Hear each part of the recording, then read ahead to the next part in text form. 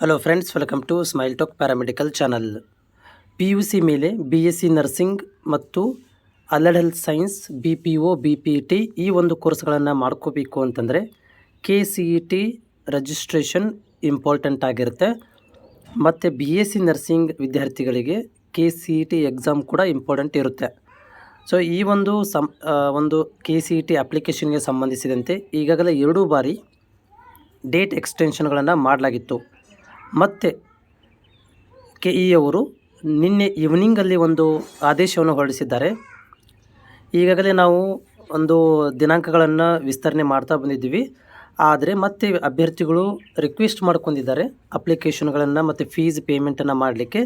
So ಅದಕ್ಕೆ ಆ ಒಂದು ಹಿನ್ನೆಲೆಯಲ್ಲಿ 18 ತಾರೀಕು ಅಂದರೆ ನಿನ್ನೆ ಈವ್ನಿಂಗಿಂದ ಸಂಜೆ 6 ಗಂಟೆಯಿಂದ 20 ರಾತ್ರಿ 12 ಗಂಟೆ ತನಕ 20ನೇ ತಾರೀಕು ತನಕನೂ ಮತ್ತು ನೀವು ಅರ್ಜಿಗಳನ್ನು ಸಲ್ಲಿಸಬಹುದು.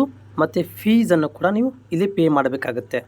ಸೊ ಯಾರೆಲ್ಲ ನೀಟ್ ಆಮೇಲೆ ಇದು ಮೆಡಿಕಲ್ ಕೋರ್ಸ್ಗಳನ್ನು ಮಾಡಬೇಕು ಅಂದರೂ ಕೂಡ KCET ಅಪ್ಲಿಕೇಶನ್ಸ್ ಕೂಡ ಇಂಪಾರ್ಟೆಂಟ್ ಆಗಿರುತ್ತೆ ಅಪ್ಲಿಕೇಶನ್ ಹಾಕಲಿಕ್ಕೆ.